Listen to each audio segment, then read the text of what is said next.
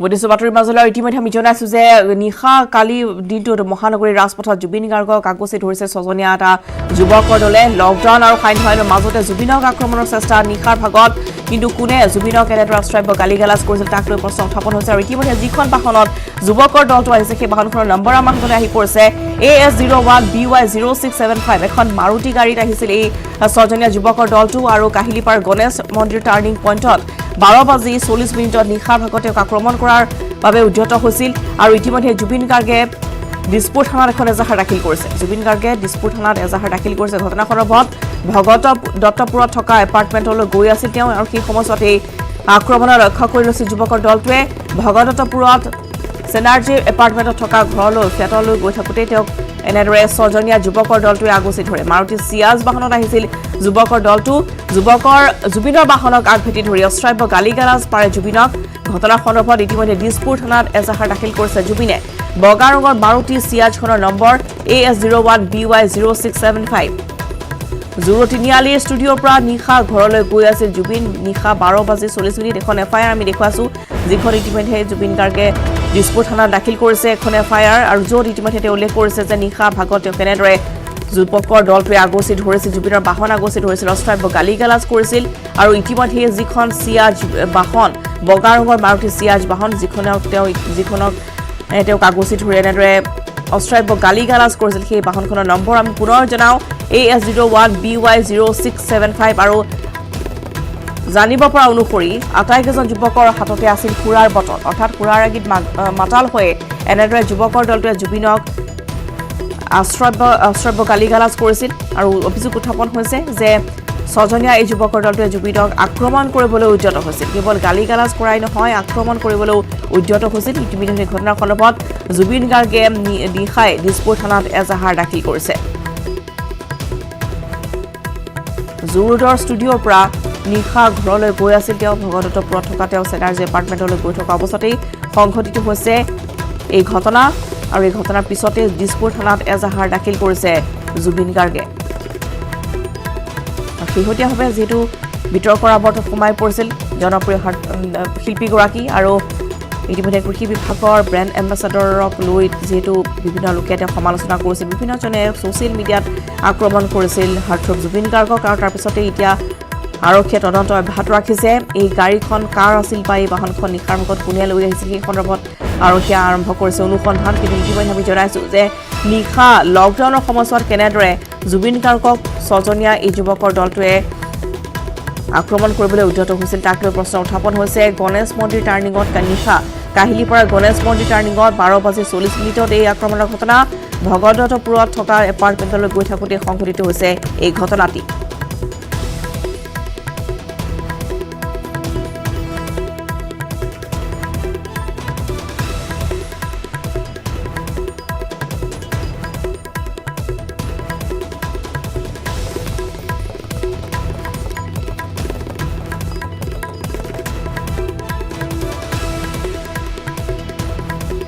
আৰু ইতিমধ্যে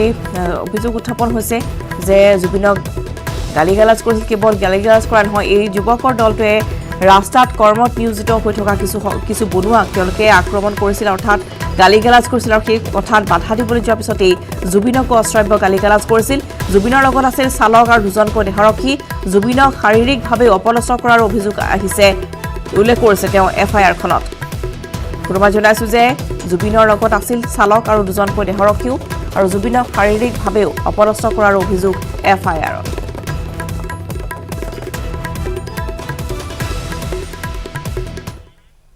পৰৱৰ্তী খবৰ বিগ ব্ৰেকিং নিউজ শিৱসাগৰত নিশা লোমহৰ্ষক হত্যাকাণ্ড দৰিকাপাৰ নাওজান গাঁৱত এজন লোকক হত্যা কৰা হৈছে ডেগাৰেৰে হানি খুচি হত্যা কৰিলে দিগন্ত গগৈ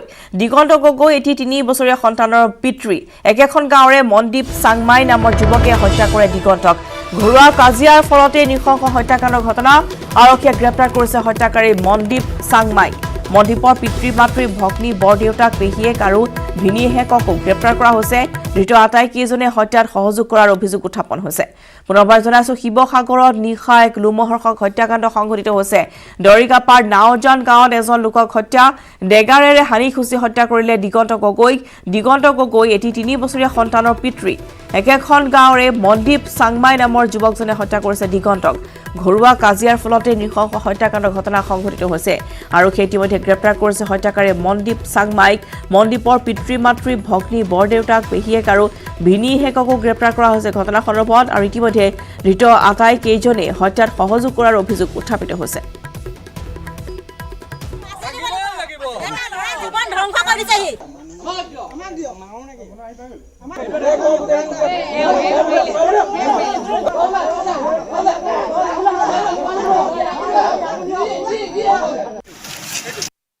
তেওঁলোকে ঘৰত মতামাইকী দুটা দন লাগিছে হেতু তেওঁ বেলেগ মানুহ জানে বাহিয়া মানুহ জানে মাতিবলৈ কোনো দৰকাৰ নাই তেওঁ হেবলা পুৰা মদ খাই আহি পিনি মানে তেওঁ তেনেকা কৰিছে মিজে কৰিছে তেওঁলোকৰ একো পৰিয়ালৰ নহয় মৰাজন কি নাম দিগন্ত গগৈক মাৰিলে হেৰি মনদীপ চাংমাই স্বাধীনতা দিৱসলৈ মাজত মাত্ৰ এটা দিন বাকি সমগ্ৰ দেশৰ লগতে মঙ্গলদৈতো দৰং জিলা প্ৰশাসনৰ উদ্যোগত কাছাৰী ময়দানত স্বাধীনতা দিৱস পালন কৰিবলৈ সাজু হৈছে প্ৰশাসন এফালে যদি আৰক্ষী পেৰেডৰ অনুশীলনত ব্যস্ত আনফালে আকৌ মঙ্গলদৈ আৰক্ষীয়ে জিলাখনৰ কেইবাটাও প্ৰৱেশ পথত চলাই আছে তালাচী অভিযান বিশেষকৈ 15 নম্বৰ ৰাষ্ট্ৰীয় ঘাইপথত প্ৰতিখন বাহন তন্নতন্নকৈ পৰীক্ষা কৰিছে আৰক্ষীয়ে যাতে কোনো লোকে কুটাঘাত সংঘটিত কৰিব নোৱাৰে বা আপত্তিজনক সামগ্ৰী লৈ যাব নোৱাৰে তাৰ প্ৰতি সষ্টম হৈছে আৰক্ষী ৰমা জনাইছো আৰু এনেদৰে দেখিবলৈ পোৱা গৈছে যে 15 আগষ্টলৈ মাজত মাত্ৰ এটা দিন বাকি আৰু সেই সময়তে মঙ্গলদৈতো দৰং জিলা প্ৰশাসনে এনেদৰে কছাৰী ময়দানত স্বাধীনতা দিৱস পালন কৰিবলৈ চলাইছে প্ৰস্তুতি এফালে যদি আৰক্ষী অনুশীলনত ব্যস্ত আনফালে আকৌ মঙ্গলদৈ আৰক্ষীয়ে জিলাখনৰ কেইবাটাও প্ৰৱেশ পথত চলাই আহিছে তালাচী অভিযান বিশেষকৈ 15 নম্বৰ ৰাষ্ট্ৰীয় ঘাইপথত প্ৰতিখন বাহন তন্নতন্নকৈ পৰীক্ষা কৰিছে আৰক্ষীয়ে যাতে কোনো লোকে কুটাঘাত সংঘটিত কৰিব নোৱাৰে বা আপত্তিজনক সামগ্ৰী লৈ যাব নোৱাৰে আগবাইছো নৱজ্যোতি মহন্তৰ ৰিপৰ্ট দিৱসলৈ মাজত মাত্ৰ এটা দিন বাকী আৰু তেনে সময়ত দেখিবলৈ পোৱা গৈছে আৰক্ষী প্ৰশাসন হস্ত হৈ দিছে যাতে কোনো লোকে কুটঘাতমূলক ঘটনা সংঘটিত কৰিব নোৱাৰে আনহাতে যিকোনো আপত্তিজনক সামগ্ৰী লৈ যাব তাৰ প্ৰতি আৰক্ষী তৎপৰ হৈ পৰিছে আমি উপস্থিত আছোঁ মঙ্গলদৈ 15 নম্বৰ ৰাষ্ট্ৰীয় ঘাইপথত আৰু দেখুৱাব বিচাৰিছোঁ আৰক্ষীসকল কিদৰে সষ্টম হৈছে তাৰপিছত ৰমেশে দেখুৱাব আৰক্ষীয়ে যি বাহনসমূহ তন্নতন্নকৈ পৰীক্ষা কৰিছে আৰু এফালে যদি জিলা প্ৰশাসন সাজু হৈছে স্বাধীনতা দিৱস সুন্দৰভাৱে উদযাপন কৰিবৰ কাৰণে আৰু তেনে সময়তে কিন্তু আৰক্ষী লোকল সষ্টম হৈছে যাতে কোনো লোকে কুটঘাতমূলক ঘটনা সংঘটিত কৰিব নোৱাৰে কোন ঠাইত আপোনালোকে এই নাকাচকে লগাইছে একচুৱেলি আমি এটা প্লেনিং কৰি লওঁ 15 আগষ্ট 26 জানুৱাৰী এনেকুৱা বিশেষ যিকেইটা আমাৰ স্পৰ্শকাতৰ দিন আহি থাকে সেইবিলাকৰ আগতে আমাৰ স্পেচিয়েল মিটিং হয় তাৰ আগতে আমাৰ ডিএছবি বা আমাৰ চিনিয়ৰ ঊৰ্ধ্বতন কৰ্তৃপক্ষসকলৰ লগত মিলি এটা আমাৰ প্লেনিং হয় ভালকৈ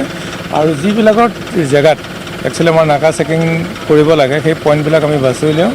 আৰু আমাৰ বিভিন্ন এতিয়া 5-6 জেগাত কণ্টিনিউৱাছ ৰাউণ্ড দ্য ক্লক নাকা চেকিং হৈ আছে যিবিলাক সংযোগী পথ নেশ্যনেল হাইৱেৰ লগত সংযোগী পথবিলাকত আমাৰ নাকা চেকিং অলপ বেছিকৈ কৰা হৈছে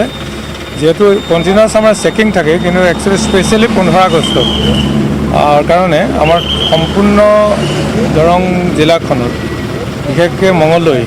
এৰিয়াত যাতে আমাৰ শান্তি শৃংখলা অটুট থাকে আমি সুস্থিৰভাৱে এই দিনটো পালন কৰিব পাৰোঁ তাৰ বাবে আমি অহৰহ চেষ্টা কৰি আছোঁ এতিয়ালৈকে একচুৱেলি নাকা চেকিং কণ্টিনিউৱাছ কৰি থকা হৈছে যদিও এতিয়ালৈকে তেনেকুৱা ধৰণৰ মানে আপত্তিজনক আমি কোনো উদ্ধাৰ কৰিব পৰা নাই কিন্তু এতিয়া যিটো দিন চাপি আহিছে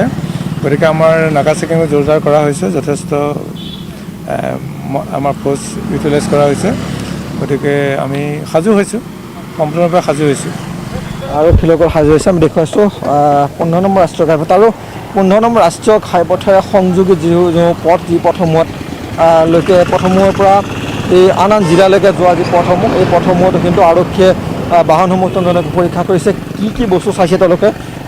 সেই বিষয়ে জানিব বিচাৰিম কি বস্তু বিশেষকৈ চোৱা হৈছে এই মানুহৰ সমাগম চোৱা হৈছে গাড়ী মটৰ চাইছোঁ কিবা দুষ্কৃতি গাড়ীয়ে যদি কিবা অসাংবিধানিক বস্তু লৈ গৈছে নেকি সেইবিলাক আমি চেক কৰিছোঁ গাড়ী কি চাইছে গাড়ী আমি দুচকীয়া বাহনক বেছি নজৰ ৰাখিছোঁ যাতে কোনো ধৰণৰ মানে দুষ্কৃতি কোনো ধৰণৰ বিপদ ঘটাব নোৱাৰে গতিকে আমি দুচকীয়া বাহনত বেছি আৰু চাৰিচকীয়া বাহনত চাইছোঁ যিবিলাক সন্দেহজনক ধৰণৰ আছে আমি দেখুৱাইছোঁ 15 নম্বৰ ৰাষ্ট্ৰীয় ঘাইপথ আৰু 16 channel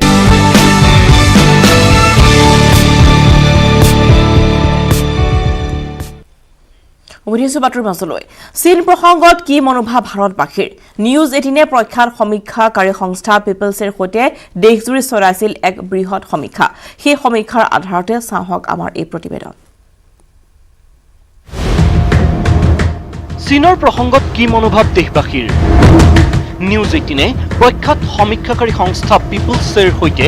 দেশজুৰি চলাইছিল এক বৃহৎ সমীক্ষা 3 আগষ্টৰ পৰা 10 আগষ্টলৈ চলোৱা হৈছিল এই সমীক্ষা ভিন্ন প্ৰান্তৰ 10,000 লোকৰ মতামত গ্ৰহণ কৰিছিল নিউজ 18 আৰু পিপলছে এই সমীক্ষাত অধিকাংশ দেশবাসী চীনৰ বিৰুদ্ধাচৰণ কৰে বিপৰীতে অধিকাংশ দেশবাসীয়ে সমৰ্থন কৰে আমেৰিকা যুক্তৰাষ্ট্ৰ নিউজ 18 আৰু পিপলছৰ এই সমীক্ষাত 84% লোকে সাম্প্ৰতিক কৰোনা মহামাৰী আৰু চীনা আগ্ৰাসনক লৈ কেন্দ্ৰীয় চৰকাৰৰ সবল নেতৃত্বৰ ওপৰত আস্থা প্ৰকাশ কৰে এই সমীক্ষাত সোধা অন্যতম প্ৰশ্নসমূহ হ'ল সাম্প্ৰতিক পৰিস্থিতিত ভাৰতবৰ্ষৰ প্ৰতিবেশী ৰাষ্ট্ৰসমূহ সহযোগিতাৰ ক্ষেত্ৰত কিমান সুবিধাজনক সমীক্ষাত অংশগ্ৰহণকাৰী 30% লোকৰ মতে সুবিধাজনক নহয় চীন 19% মতে সুবিধাজনক নহয় নেপাল 32% মতে সুবিধাজনক নহয় পাকিস্তান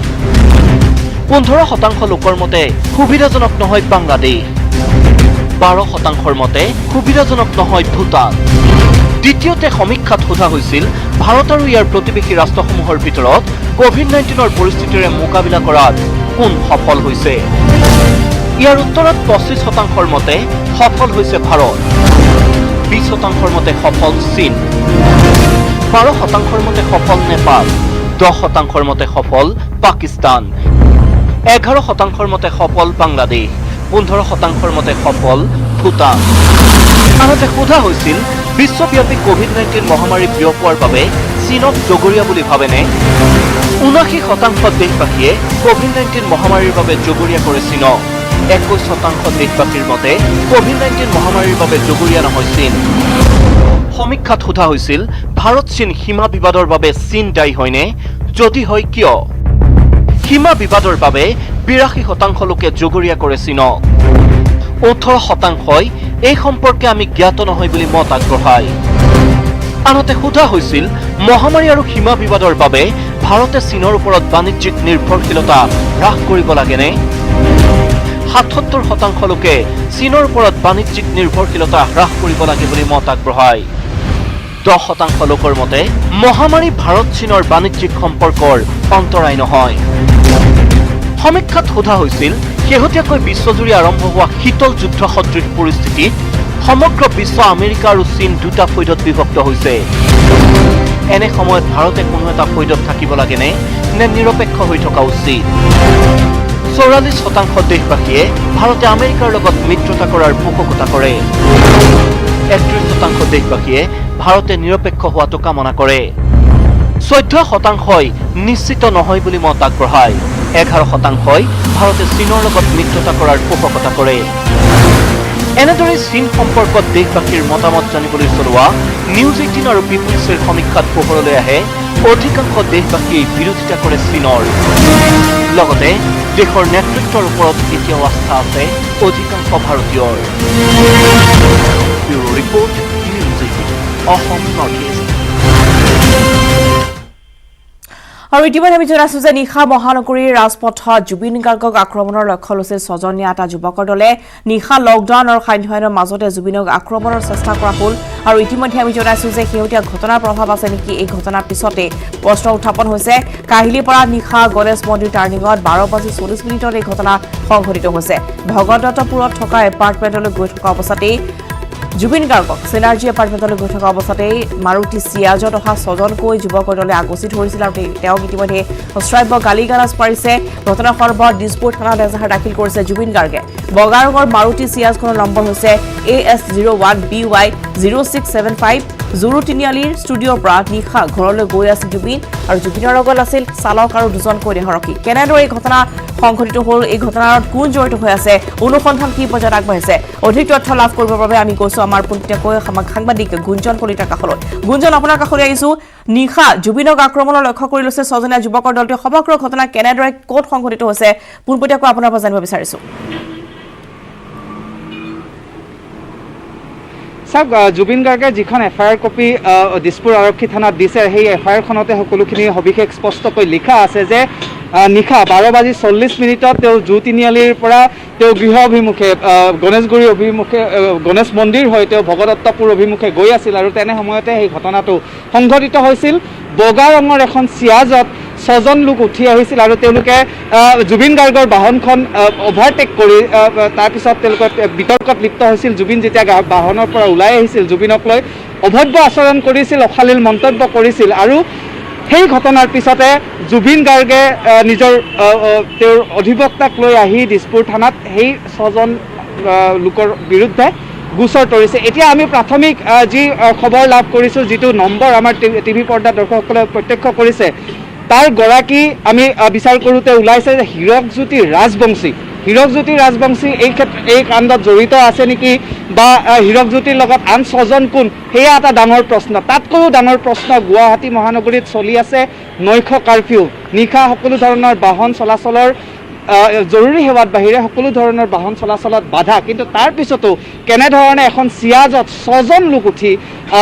নিশা এই ঘটনাটো সংঘটিত কৰিবলৈ পালে। আৰু জুবিন গাৰ্গক লৈ এইকেইদিন দেখিছে যে যেতিয়াৰ পৰা জুবিন গাৰ্গে মুখ্যমন্ত্ৰী সৰ্বানন্দ সোণোৱালক সাক্ষাৎ কৰিছে, কৃষি বিভাগৰ ব্ৰেণ্ড এম্বেচাডৰ প্ৰসংগ উত্থাপন হৈছে, জুবিন গাৰ্গে যেতিয়া ব্ৰেণ্ড এম্বেচাডৰ কথা ঘোষণা কৰিছে, তেতিয়া জুবিন গাৰ্গ সন্দৰ্ভত যথেষ্ট বিতৰ্কৰ সূত্ৰপাত হৈছে বিভিন্ন মহলত। আৰু এই ঘটনাটো এই কাৰ্যসমূহৰ লগত কিবা সম্পৰ্কিত আছে নেকি, সেয়াও একাংশই কিন্তু প্ৰশ্ন উত্থাপন নকৰা নহয়। গতিকে এতিয়াও সমগ্ৰ বিষয়টো তদন্তৰ আওতাত আছে। যদি CCTV কেমেৰাৰ যদি তাত ভিজুৱেল যদি লাভ কৰা যায়, যিটো স্থানত কালি নিশা ঘটনাটো সংঘটিত হৈছে, তেনেহ'লে সকলোখিনি স্পষ্ট হ'ব। আৰু যিহেতু নাম্বাৰটো পোৱা গৈছে, বাহনখনৰ নাম্বাৰটো পোৱা গৈছে, গতিকে কোন সেই বাহনখনত আছিল, কোনে বাহনখন চলাইছিল, কোন তাত উঠি আহিছিল, সেই সকলোখিনি স্পষ্ট হ'ব। হয় নিশ্চয়কৈ বাহনখনৰ যিহেতু নম্বৰ ইতিমধ্যে লাভ কৰিছে আৰক্ষীয়ে, গতিকে কোনজন 6জনীয়া এই যুৱকৰ দলটোত কোন আছিল সেয়া নিশ্চয়কৈ বেছি দেৰি নালাগিব উলিয়াওঁতে। কিন্তু হীৰকজ্যোতি ৰাজবংশী যিগৰাকী উল্লেখ কৰিছে, তেওঁৰ কিবা অনুসন্ধান লাভ কৰিব পৰা গৈছে নেকি, ক'ৰ এই যুৱকজন বা তেওঁ আছিলে নে নাই, সেই সন্দৰ্ভত কিবা জানিব পৰা গৈছে নেকি? চাওক, কোনো অফিচিয়েল ষ্টেটমেণ্ট এতিয়ালৈকে দিছপুৰ আৰক্ষীৰ ফালৰ পৰা বা আৰক্ষী বিভাগৰ ফালৰ পৰা অহা নাই কাৰণে আমি সবিশেষ ক'ব নোৱাৰিম। কিন্তু এটা খবৰ লাভ কৰিছোঁ যে যিগৰাকী ব্যক্তিৰ প্ৰসংগ ইয়াত আহিছে বা যিকেইজন আহিছিল, তেওঁলোক এটা ৰাজনৈতিক দলৰ তেওঁলোক সদস্য বুলি বিভিন্নজনে কোৱাকৈ কৰিছে বা বিভিন্নজনে চৰ্চা কৰিছে। গতিকে সঁচাকৈ তেওঁলোক ৰাজনৈতিক দলৰ সদস্য হয়, নেতা হয় নে নহয়, সেই সম্পৰ্কে আৰক্ষী তদন্তৰ পিছত পোহৰলৈ আহিব। কিন্তু যিটো ঘটনা জুবিন গাৰ্গৰ লগত সংঘটিত হ'ল, সেয়া নিঃসন্দেহে গণেশগুৰিত আৰক্ষীৰ এই যি নৈশ কাৰফিউ চলি আছে, তাৰ মাজত এটা প্ৰসংগ যে নৈশ কাৰফিউ দিছে যে, কিন্তু নিশাৰ ভাগত আৰক্ষী মহানগৰীত নাথাকে বা আৰক্ষীৰ পহৰা নাথাকে। গতিকে সেই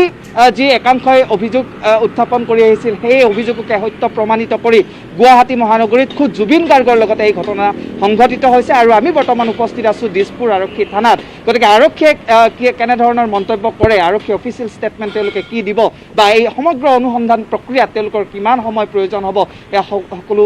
পৰৱৰ্তী সময়তহে স্পষ্টকৈ ক'ব পৰা যাব। ৰশ্মিতা গুঞ্জন, আৰু শেহতীয়াভাৱে যিহেতু বিতৰ্কৰ আৱৰ্তত সোমাই পৰিছিল জুবিন গাৰ্গ, ছ'চিয়েল মিডিয়াত বিশেষকৈ তেওঁক আক্ৰমণ কৰিছিল, বহুলোকে সমালোচনাও কৰিছিল যে বিশেষকৈ কৃষি বিভাগৰ যেতিয়া তেওঁ ব্ৰেণ্ড এম্বেচাডৰ নিযুক্তিক লৈ তেনেধৰণৰ যি প্ৰশ্ন বা চিন্তা চৰ্চা চলিছিল, তাৰপিছতে কিন্তু বহুলোকে সমালোচনা কৰিছিল। গতিকে বা তেওঁক কালিৰ যি ঘটনা সংঘটিত হ'ল, ইয়াৰ কাৰণ বুলি ভাবিব পাৰি নেকি, কিবা সংযোগ থাকিব পাৰে নেকি এই ঘটনাৰ লগত? চাওক ৰশ্মিতা, আপুনি নুই কৰিব নোৱাৰে, কিয়নো দেখিছে যে ছ'চিয়েল মিডিয়াৰ কথাই যদি বিশেষকৈ কওঁ, যেনেধৰণে জুবিনৰ সমৰ্থনত একাংশই যেনেধৰণে মন্তব্য কৰিছে, পোষ্ট কৰিছে, একেধৰণে জুবিনক বিৰুদ্ধে বা জুবিনক সমালোচনা কৰা মানুহ ওলাইছে। কিন্তু তাৰ মাজতে একাংশ এনে লোকো আছে যি অভব্য মাত, অভব্য গালি গালাজ, অভব্য কমেণ্টেৰে ছ'চিয়েল মিডিয়া ভৰাই পেলাইছে। তেনেধৰণৰ ঘটনা সংঘটিত হৈছে আৰু সেই বিতৰ্কসমূহ চলি থকাৰ সময়তে গুৱাহাটীত জুবিন গাৰ্গ এনে ঘটনাৰ সন্মুখীন হ'ল। আৰু তেওঁ FIRখনত লিখিছে যে তেওঁৰ গাড়ী চালক আছিল, তেওঁৰ PSO দুগৰাকী আছিল। গতিকে এটা প্ৰশ্ন এইখিনিতো এইটোও উত্থাপন হ'ব যে দুগৰাকীকৈ PSO লগত আছিল আৰু তাৰপিছতো কিয় জুবিনক তেনেধৰণে অশালীল মন্তব্য কৰি তেওঁলোক আঁতৰি গুচি গ'ল বা PSO থকাৰ কি লাভ হ'ল, সেয়া কিন্তু প্ৰশ্ন কিন্তু মানুহে কৰিব, জনসাধাৰণে ধৰণে কৰিব ৰশ্মিতা নিশ্চয় গুঞ্জন ধন্যবাদ জনাইছোঁ কিন্তু তথাপি দিয়াৰ বাবে দুগৰাকী PSO তেওঁলোকত আছিল এগৰাকী আছিল এগৰাকী চালক আছিল তাৰপিছতো কিন্তু ছজনীয়া এই যুৱকৰ দলটোৱে জুবিন গাৰ্গক আগুচি ধৰিছিল নিশা কাৰফিউ থকাৰ অৱস্থাতেই গুৱাহাটী মহানগৰীত এই ঘটনা সংঘটিত হৈছে য'ত বৰ্তমান সাধাৰণ লোকৰ নিৰাপত্তাক লৈ এতিয়া প্ৰশ্ন উত্থাপন হৈছে য'ত জুবিন গাৰ্গক দুগৰাকী দেহৰক্ষী থকাৰ পিছতো ছজনীয়া সেই যুৱকৰ দলটোৱে 12টি চিয়াজত অহা সেই যুৱকৰ দলটোৱে তেওঁক অস্ত্ৰাইব গালি গালাজ কৰিছিল শাৰীৰিকভাৱে অপদস্থ কৰিবলৈ উদ্যত হৈছিল বুলি এফআইআৰত ইতিমধ্যে জুবিনে উল্লেখ কৰিছে আমি দেখুৱাইছোঁ এফআইআৰ কপিখন যিখন ইতিমধ্যে দিছপুৰ থানাত নিশা ভাগত জুবিনে নিজৰ অধিবক্তাক লগত লৈ আহি এইখন এফআইআৰ ইতিমধ্যে তেওঁ অভিযোগ উত্থাপন কৰিছে যে তেওঁ কেনেদৰে লৈ নিশা ঘৰলৈ ঘূৰি থকা অৱস্থাতেই কেনেদৰে তেওঁক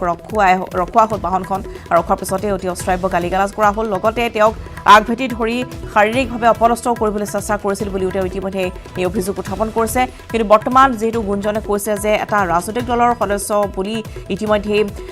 অভিযোগ উত্থাপন হৈছে সেই যুৱককেইজন কিন্তু ইতিমধ্যে যিগৰাকী যুৱক হীৰকজ্যোতি ৰাজবংশী তেওঁৰ বাহন বুলি জানিব পৰা গৈছে এই বাহনখন মাৰুতি চিয়াজখন গতিকে তেওঁক হয়তো ধৰাৰ পিছতেই বা